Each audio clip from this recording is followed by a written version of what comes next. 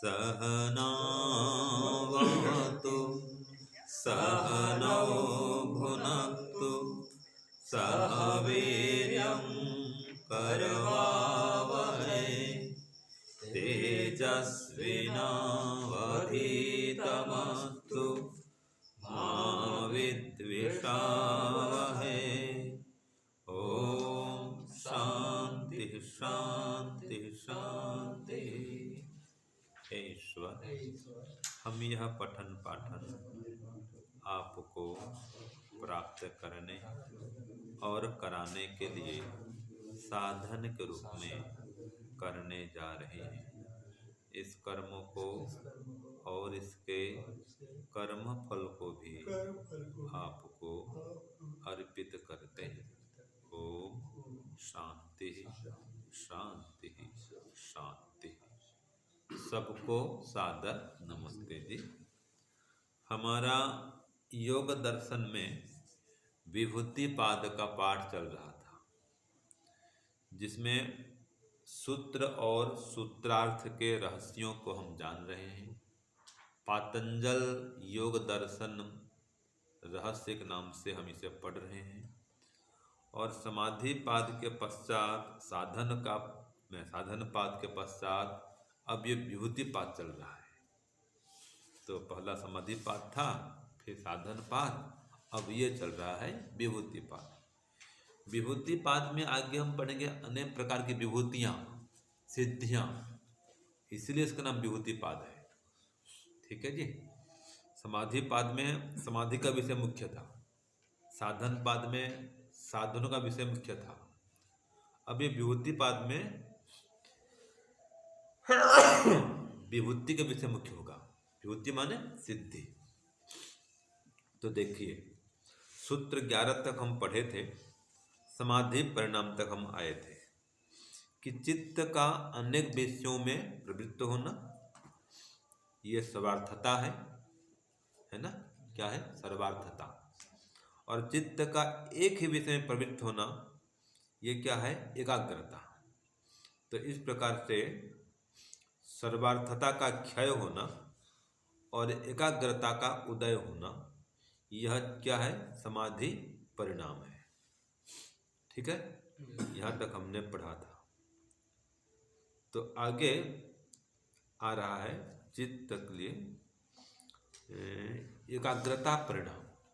अभी जो पढ़े थे कि सर्वार्थता का क्षय होना, दब जाना, तिरोभाव होना, और एकाग्रता का उदय होना, प्रकट होना, ये क्या था? समाधि परिणाम था।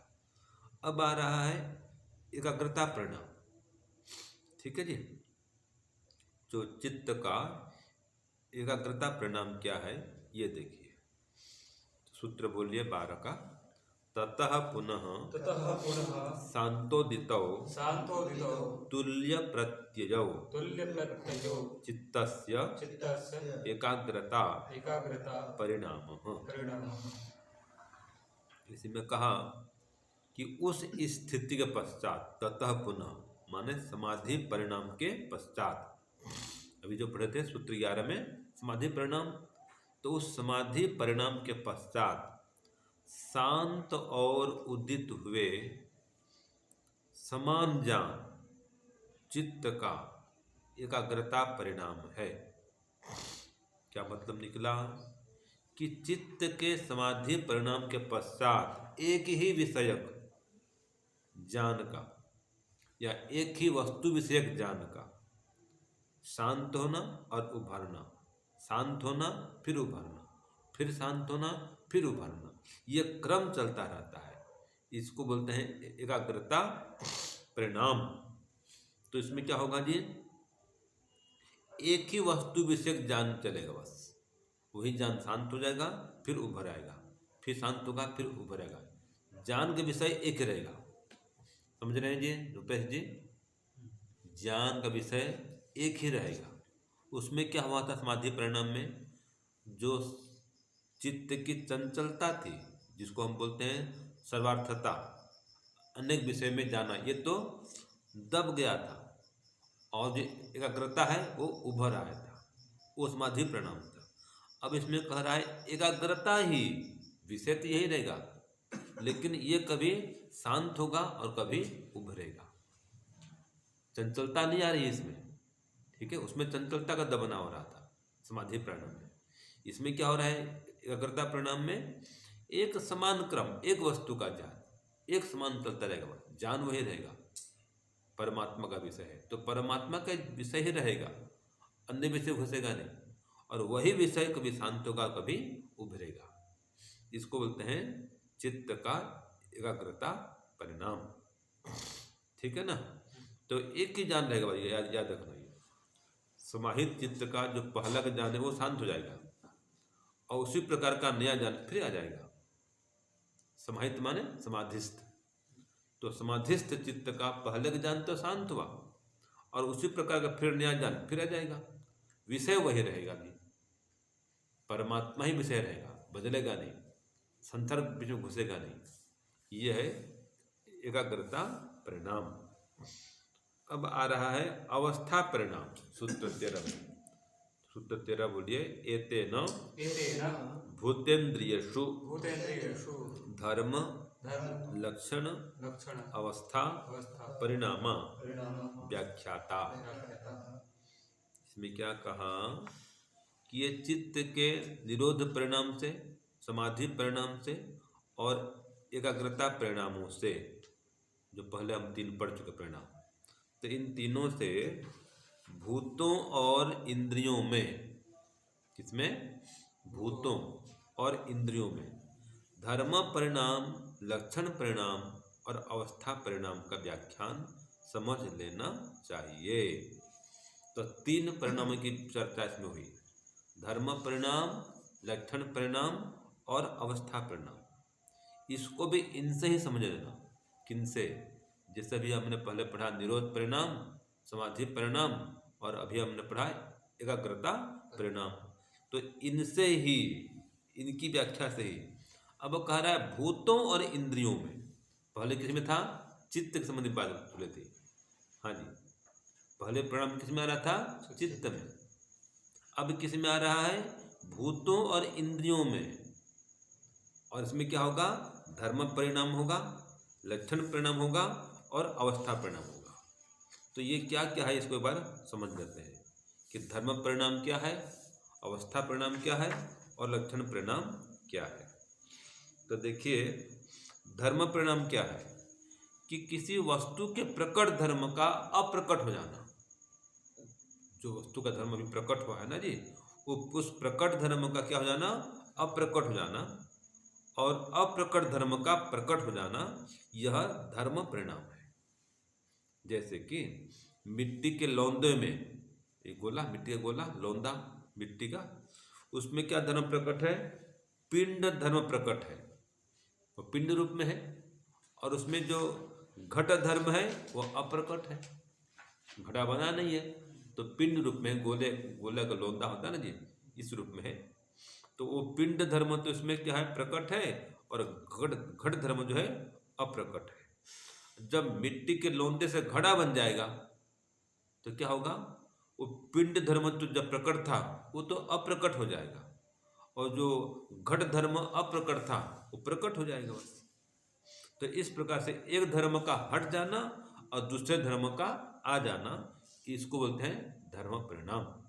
हाँ जी रुपेश जी, क्या बोलते हैं, किसको बोलते हैं, एक धर्म का हट जाना और दूसरे धर्म का आ जाना। जैसे कि आपका ये युवा काल अभी है, वृद्धावस्था में क्या होगा, युवा काल हट जाएगा और क्या जाएगा, वृद्ध काल आ जाएगा। अभी वृद्ध काल कैसा है, अप्रकट है, युवा काल प्रकट है। बाद में क्या हो जाएगा, ये युवा काल अप्रकट हो जाएगा, वृद्ध काल प्रकट हो जाएगा। इसको बोलते हैं धर्म परिणाम। समझ गए। अब आ रहा है लक्षण परिणाम। ये क्या है, देखो कि किसी वस्तु के एक धर्म को देखेंगे मान लीजिए, तो उसमें उससे हम भविष्यत काल में, वर्तमान काल में और भूतकाल में, 3 काल में उसको हम रख सकते हैं। ठीक है जी। जैसे कि वस्तु प्रकट होने से पूर्व वह भविष्य काल में है, तो उसका जो वो धर्म है प्रकट नहीं हुआ है, वो धर्म किस रूप में है? भविष्य काल में है। जब प्रकट हो गया तो वर्तमान काल में आ गया, और प्रकट होने के पश्चात फिर अप्रकट हो गया, टूट फूट गया, नष्ट हो गया, कहाँ चला गया? भूतकाल में। तो इस प्रकार से किसी धर्म का इन कालों में होना, माने धर्म का संबंध किससे होना? काल से होना, ये लक्षण परिणाम है। ठीक है। तो जो धर्म अभी भविष्य काल में है वो तो अनागत लक्षण परिणाम है, आया नहीं है। अनागत माने जो धर्म अभी आया नहीं है, भविष्य काल में है, तो क्या बोलेंगे उसको? अनागत लक्षण परिणाम। जो आ गया है, स्वरूप में है, विद्यमान, वो है उसका वर्तमान लक्षण परिणाम। और जो आकर टूट फूट के खत्म हो गया, वो हो गया अतीत लक्षण परिणाम। तो ये इस प्रकार से लक्षण परिणाम के ये तीन भेद और बता दिए गए: अनागत लक्षण परिणाम, वर्तमान लक्षण परिणाम और अतीत लक्षण परिणाम। तो ये इसका संबंध किससे है? काल से है। लक्षण परिणाम का संबंध किससे है? काल, भविष्यत काल, वर्तमान काल और भूतकाल। तो इस प्रकार से तीनों कालों में इसको हम रख सकते हैं, किसी भी वस्तु के धर्मों को। तो जब प्रकट नहीं हुआ था वो भविष्य काल में धर्म था, प्रकट हो गया तो किस में आ गया? वर्तमान काल में। और जब टूट फूट के नष्ट हो गया वो किस काल में चला गया? भूतकाल में। तो जो भूतकाल वाला है उसको बोलते हैं अतीत लक्षण परिणाम, वर्तमान काल में है तो बोलते हैं वर्तमान लक्षण परिणाम, और अभी आया नहीं है तो क्या बोलेंगे उसको? अनागत लक्षण परिणाम। ये तीन प्रकार का हमने यहाँ पर परिणाम पढ़ा। अब सूत्र 14 देखो आगे। अब वो कह रहा है सूत्र 14 में कि ये भूतकाल हो, वर्तमान काल हो या भविष्यत काल हो, सभी धर्मों में जो एक वस्तु तत्व निरंतर विद्यमान रहता है वो धर्मी कहलाता है। अभी जो हमने पढ़ा ना जी, तीन काल पढ़ा, तो तीनों काल में जो यथावत निरंतर विद्यमान रहे वो उसका धर्मी है। हाँ जी रुपेश जी, उदाहरण के लिए समझने के लिए बता रहा हूँ। देखो आपका शरीर अभी युवा काल में है, सारे बाल कैसे हैं? काले काले हैं। जब ये युवा काल बीत जाएगा तो क्या हो जाएगा जी? वृद्धावस्था में सारे बाल सफ़ेद हो जाएंगे। तो उसमें बदलाव आ गया। अभी बच्चे का शरीर कैसा होता है? जवान होता है। जवान मतलब ये 20 साल के आसपास में, 18 साल 20 साल जवान है, चेहरे में स्फूर्ति है, ताजगी है, एकदम त्वचा भी कठिला एकदम। ठीक है। अब धीरे धीरे क्या होता है? उसमें परिवर्तन शुरू हो जाता है। तो धर्म क्या होता है? बदलता है। लेकिन वो भूतकाल हो चाहे भविष्यत काल हो चाहे वर्तमान काल हो, उसमें जो एक धर्मी तत्व है वो एक रस स्थित ही रहता है। जैसे कि आत्मा, वो बदलता है क्या? बताओ। शरीर में बदलाव हो रहा है, बाल पक जा रहे हैं, दांत गिर जा रहे हैं, शरीर छोटा सा बड़ा हो गया है युवा काल में आते ही। तो ये सब शरीर में तो बदलाव होता है, हम देखते हैं। तो बदलाव किस में नहीं होता है?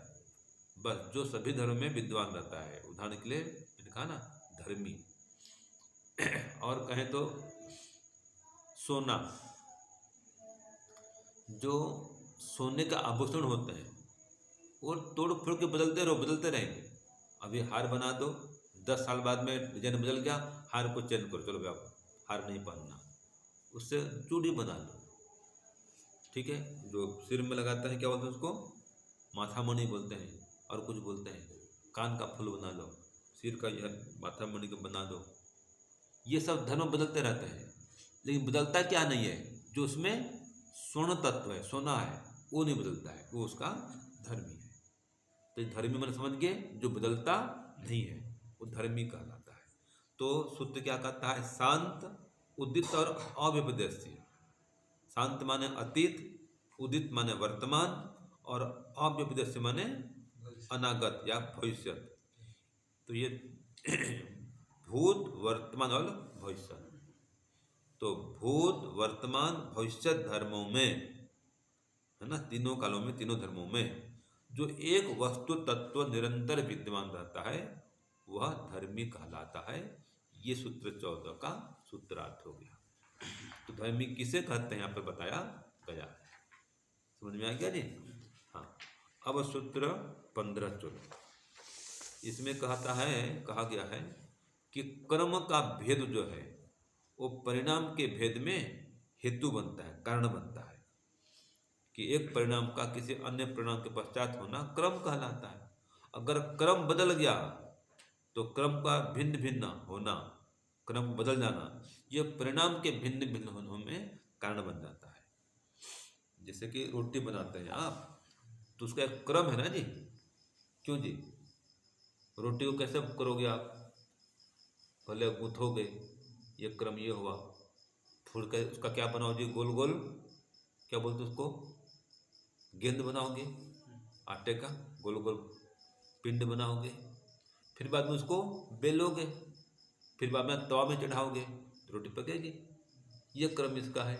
अगर आप क्रम को बदल दो कि इतना गोल गोल गोला बनाए और बेलना कुछ नहीं, तवा में चढ़ाना कुछ नहीं, उसको सीधा चूल्हे में डाल दो, तो क्या बन जाएगा संतोष जी? हो लिट्टी बन जाएगा, बाटी बन जाएगा, है ना, दाल बाटी बोलते हैं, है ना, लिट्टी चोखा बोलते हैं, ऐसा बन जाएगा। तो क्रम के बदलते ही परिणाम में क्या हो गया? बदलाव आया कि नहीं आया? ये कह रहा है कि क्रम का जो भेद है वो परिणाम के भेद में कारण बनता है।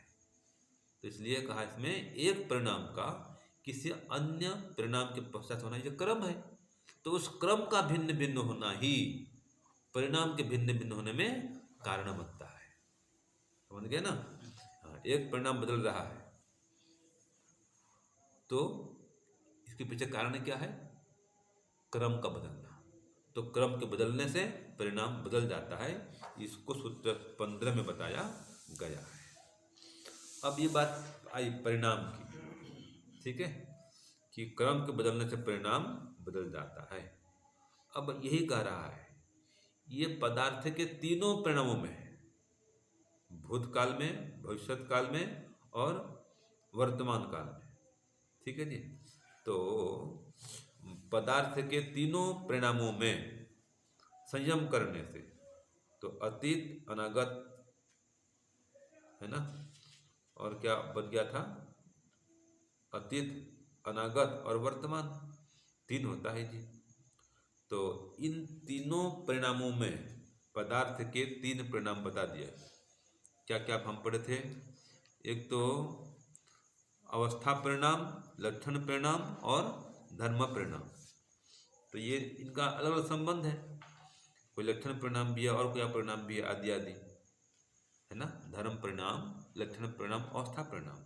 तो इन तीनों परिणामों में संयम करने से क्या होता है? पदार्थ के भूतकाल का और भविष्यत काल का भी ज्ञान हो जाता है परिणाम में संयम करने से, ये बता रहा है। तो देखो, घड़ा है, घड़े के अवस्था परिणाम में आप संयम करो तो ये घड़ा कितना और चल सकता है जान जाएंगे। घड़ा कब बना होगा इसका अनुमान लेते। घड़े को देखो बारीकी से, कितना बदला हुआ है, धर्म कितना बदला, उसमें कितना चिकना हुआ है, रंग कितना बदला है। बहुत पुराना होता है तो क्या होता है जी, एकदम चिकना हो जाता है, उसका रंग भी क्या होता है, बदल जाता है। तो घड़े को देख करके, उसके अवस्था को देख करके आप पता लगा सकते हैं ना भाई कि और कितना इसका समय है, कितना साल चलेगा, और 1 साल 2 साल कितना चलेगा, ऐसे कितना पुराना है, पहले कितना कब बना होगा, वो जान जाएंगे आप। तो ये परिणाम तीनों में संयम करने से हम पदार्थ के भूतकाल का और भविष्यत काल का ज्ञान कर सकते हैं, कितना पुराना होगा और कितना आगे नया चलेगा। तो इस प्रकार का जो ज्ञान है इसको बोलते हैं अतीत अनागत ज्ञानम। सूत्र 16 बोलो। परिणाम त्रय संयमात, परिणाम त्रय संयमात अतीत अनागत ज्ञानम, कि इन तीनों परिणामों में, पदार्थ के तीनों परिणामों में संयम करने से उस पदार्थ के भूतकालिक और भविष्यतकालिक स्वरूप का ज्ञान हो जाता है। ये सूत्र 16 का अर्थ हुआ। तो लक्षण परिणाम, अवस्था परिणाम और क्या बच गया, धर्म परिणाम, इन तीनों में आप संयम करो तो किसी भी पदार्थ का आप उसके भूतकाल का और भविष्यत काल का जान कर सकते हैं। माने कितना पुराना था वो भी अनुमान लगा सकते हैं, और कितना आगे ये चलेगा इसका भी आपको ज्ञान हो जाएगा। इस पर संयम करने से तीनों परिणाम होंगे। अब सूत्र सत्र से अब सिद्धि शुरू हो रही। देखो जो हमने पढ़े ना, विभूतिपाद नाम था इसका, अब विभूति का शुभारंभ हो रहा है। सूत्र 17 से विभूति आरंभ। तो प्रथम विभूति क्या आ रहा है, देखो सूत्र बोलिए। शब्दार्थ प्रत्ययानाम हाँ, इतरेतर अध्यासात् शंकरः तत्प्रविभाग संयमात् सर्वभूतरुतजानम। तो क्या कहा इसमें, शब्द अर्थ और ज्ञानों के परस्पर अध्यास से, अध्यास माने एक के धर्म को दूसरों में देखने से, एक के धर्म को दूसरे में भी देखेंगे, ऐसा करने से उन शब्द अर्थ और ज्ञानों का परस्पर सम्मिश्रण हो जाता है, और उन शब्द अर्थ और ज्ञानों के भिन्न भिन्न स्वरूपों में संयम करने से प्राणियों के शब्दों का ज्ञान होता है।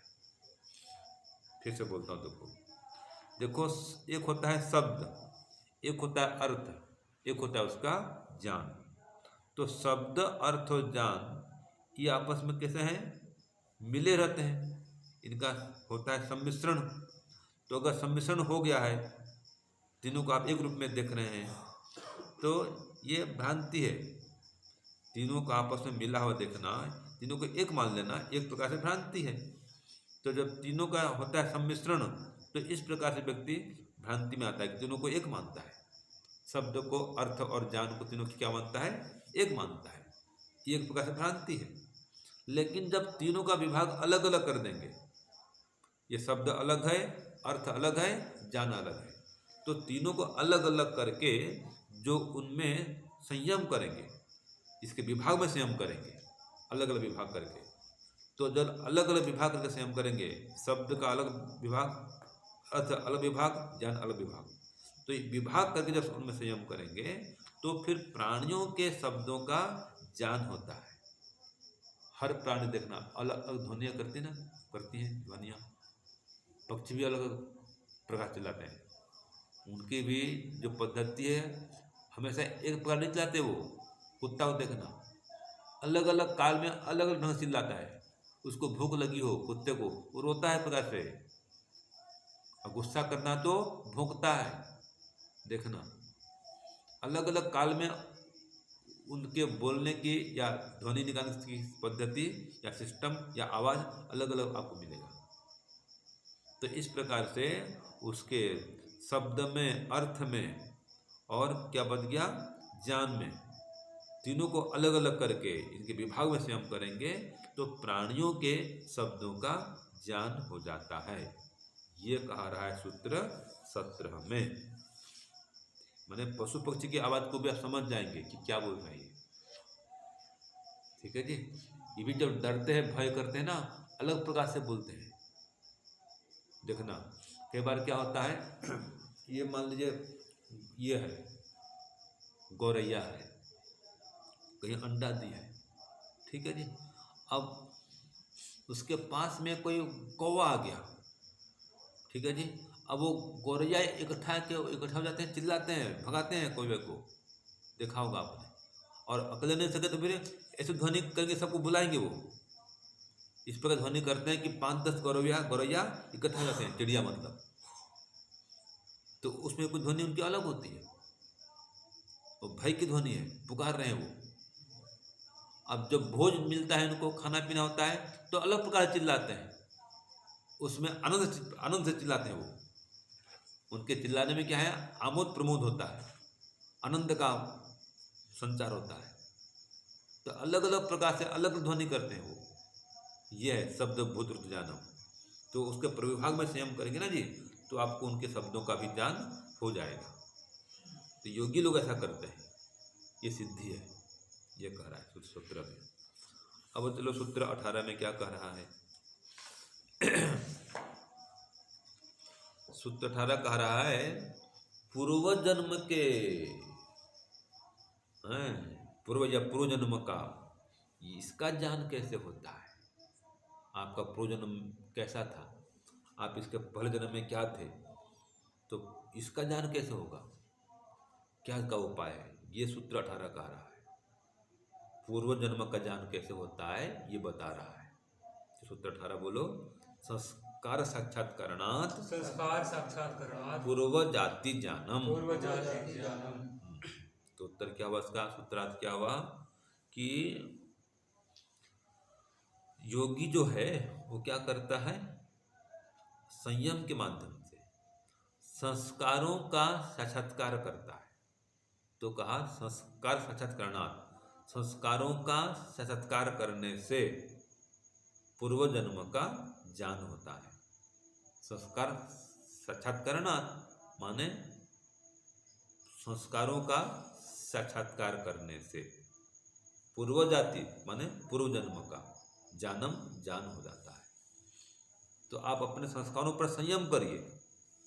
योगी ऐसा करता है, संयम करता है अपने संस्कार पर कि मेरे संस्कार किस प्रकार के, उसे ज्ञान होता है। जैसे कि हम लोग हैं, अब हम अपने संस्कार पर संयम करें।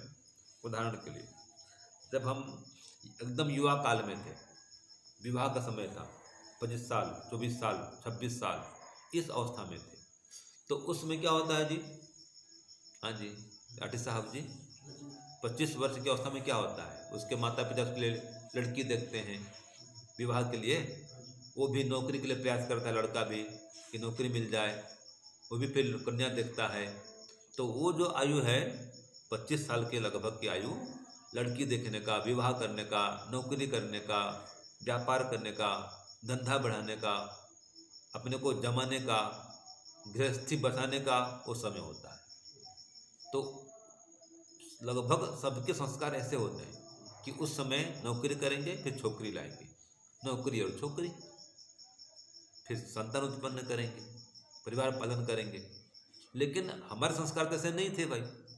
उस समय क्या हो रहा, नहीं भाई ये छोड़ो, घर छोड़ो, परिवार छोड़ो, नौकरी नहीं करनी है, गुरुकुल आ गए, ये संस्कार थे। तो जब अन्य लोगों संस्कार से हम अलग हो गए ना भाई, तो इस संस्कार पर हम आप संयम करो, देखो कि मेरे संस्कार कैसे थे उस समय, किस में सन्यासी बन गया, किसे ब्रह्मचारी बन गया, देखो आप लोग भी, तो पता चलेगा कि आपका जो पूर्व जन्म था, आप उस समय ये समझ गए थे कि संसार में स्थायी सुख नहीं है, घर परिवार में वियोग है, रोग है, ठीक है, स्थायी सुख शांति वहाँ पर नहीं है। जिसको बोध हो जाता है वो संसार में नहीं फंसता है। तो आप संसार में नहीं फंसे, मतलब आपको इस जन्म से पहले इसका बोध हुआ था। ऐसे इसको आप समझ सकते हैं कि अपने संस्कारों पर संयम करिए, तो आपको अपने पूर्व जन्म का ज्ञान हो जाएगा। जो योगी होता है वैसे संयम करता है अपने संस्कार पर, अपने पूर्व जन्म को वो जान लेता है, एक सीमा तक जानेगा वो। जैसे कि हम मनुष्य थे, पशु पक्षी नहीं थे, ये पक्की बात है। पशु पक्षी से हम नहीं आए हैं, मनुष्य से आए हैं। तो यह संयम करने पर पता चलता है। ऐसे योगी को और पता चल जाता है स्पष्ट किस प्रकार उसका जन्म हुआ होगा, वो जान लेता है जी वो, ठीक है ना। तो ये सूत्र 18 में ये बताया गया है कि संस्कारों का साक्षात्कार करने से पूर्व जन्मों का ज्ञान होता है। अब अंतिम चलते हैं, चलो सूत्र 19 देखो और बोलो, प्रत्ययस्य परचित्त जानम। इसमें कहा जब योगी दूसरे के ज्ञान में संयम करता है तो उसको दूसरे के चित्त का भी ज्ञान हो जाता है। प्रत्ययस्य, प्रत्यय मन क्या होता है, ज्ञान। तो उस ज्ञान में संयम करने से, अर्थात दूसरे के ज्ञान में संयम करने से परचित्त ज्ञानम, दूसरे के चित्त का ज्ञान हो जाता है। तो दूसरे व्यक्ति के चित्त वृत्ति में संयम करो, किसके, अन्य के, दूसरे के, तो उसके चित्त पर आप संयम करो, तो उससे संबंधित कि इसके चित्त में क्या चल रहा है, क्या सोच रहा है, अब पता चल जाएगा, ठीक है। कोई योजना बना रहा है चोरी करने की, उसका हाव भाव देखना बदल जाता है, उसकी शैली, भाव भंगिमा आपको अलग मिलेगी, तो समझ जाओगे ये व्यक्ति कुछ गड़बड़ करने वाला है कि नहीं है। तो इस प्रकार से आप उसके ज्ञान में संयम करो तो आपको उसके चित्त का भी एक मोटा मोटा ज्ञान हो जाएगा। तो दूसरे व्यक्ति के ज्ञान में संयम करने से, है ना, उसके ज्ञान का साक्षात्कार करने से कह लो, आपको उसके चित्त का भी ज्ञान हो जाता है, किसके मन में क्या चल रहा है, आपको उसका आभास हो जाता है। कोई डर रहा है, कोई भयभीत है, कोई काम से ग्रस्त है, लोभ से ग्रस्त है, ऐसे आप उस पर संयम करोगे तो मोटा मोटा उसके ज्ञान के विषय में आप जान लोगे। इस सूत्र 19 में बताया गया है। और सूत्र 20 में क्या कहा गया देखो, न च तत्सालंबनम तस्य अविषयी भूतत्वात्। इसमें कहा जी उस परचित्त का ज्ञान आलंबन सहित नहीं होता है, ठीक है ना। माने उसके परचित्त में आपका ज्ञान तो हो जाएगा कि मन में क्या चल रहा है, हाँ चोरी का भाव आ रहा है, ये जान जाएंगे, लेकिन किसके घर में जाकर चोरी करेगा ये जान नहीं पाएंगे, क्या चोरी करना चाहता है, इसका एकदम आलम्बन से आपको जान नहीं होगा। ये जानना चाहता है कि मारना चाहता है, पीटना चाहता है, चोरी करना चाहता है, लेकिन किसको मारेगा, किसको पीटेगा, कहाँ चोरी करेगा, ये आपको इतना स्पष्ट पता चलेगा नहीं। तो ये जो परचित्त का ज्ञान है वो आलम्बन सहित नहीं होता, यह कह रहा है, ठीक है ना। बस उसके परचित्त में क्या चल रहा है इतना मोटा मोटा आपको ज्ञान हो जाता है। तो कहा न च तत्सालंबनम, वो जो परचित्त का ज्ञान है वो आलम्बन सहित नहीं होता है। क्यों?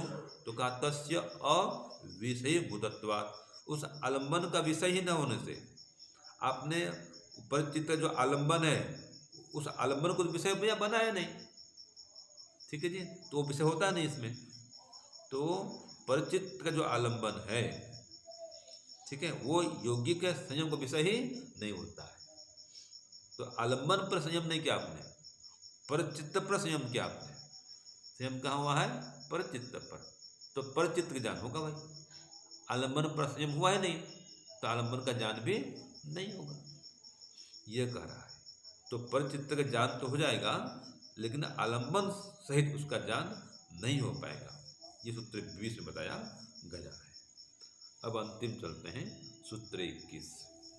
अब देखो, योगी को अंतर्धान होने की, माने दिखाई न देने की सिद्धि मिलती है, वो कैसे होता है यहाँ पर बताया गया है सूत्र 21 में। सूत्र 21 बोलिए, काय रूप संयमात् तत्ग्राह्य शक्ति स्तंभे चक्षुष प्रकाश असंप्रयोगे अंतर्धानम, अंतर्धानम है, ठीक है ना जी।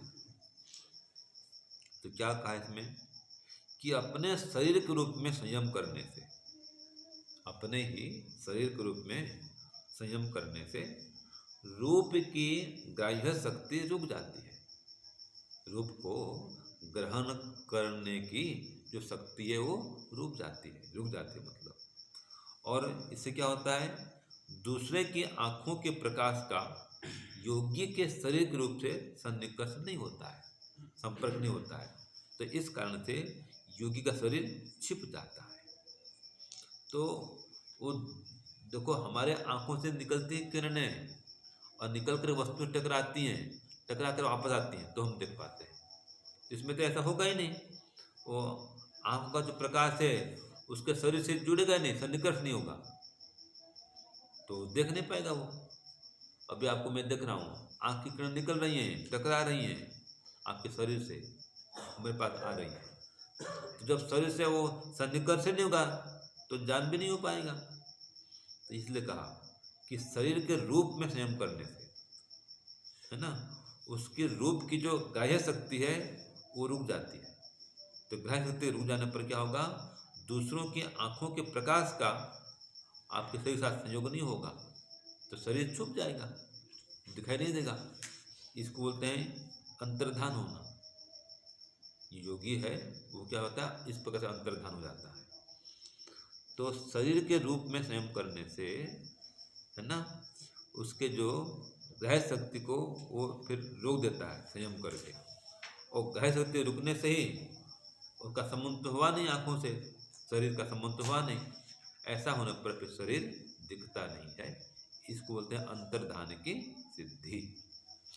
और भी एक कहा जाता है कि शरीर के आर पार निकल गया, जैसे कि ये प्लास्टिक है, सफ़ेद प्लास्टिक है, या केवल सफ़ेद सफ़ेद कांच है, पीछे वो क्या बोलते हैं इसको, पारा नहीं लगाए हैं, तो क्या होगा जी, किरणें निकल जाते हैं, आपको दिखाई देता नहीं है। अगर उसमें ये लगा दो साइड में, एक साइड क्या लगा दो, पारा, आपको अपना चेहरा दिख जाएगा, दर्पण बन जाएगा वो। और दर्पण न बनाओ तो ऐसे चेहरा से निकल जाएगा, देख नहीं पाएंगे चेहरा। तो ये कह रहा है कि जो उसके रूप की, उसको रूप में संयम करोगे तो ग्रह शक्ति रुक जाएगी, तो या तो किरणें आगे से आगे निकल जाएंगी, वापस लौट के नहीं आएंगी, तो आपको उसका जो रूप है दिखाई नहीं देगा। तो इसको बोलते हैं अंतर्धानम, कि सामने व्यक्ति है लेकिन आपको देख नहीं सकते उसको, तो ये उसका क्या है, अंतर्धान करने की शक्ति है उसकी। ठीक है, इसके लिए उपाय क्या बताया है, शरीर के रूप में संयम करो तो जो रूप की ग्रह शक्ति है रुक जाएगी, उसके रुकते ही फिर आंखों के प्रकाश का उससे संयोग नहीं होगा, फिर दिखाई नहीं देगा वो, शरीर अंतर्धान हो जाएगा। ये काय सूत्र 21 में। ठीक है, तो संक्षेप में मैं आपको ये बता दिया। ओम शांति ओम शम, सबको सादर नमस्ते जी।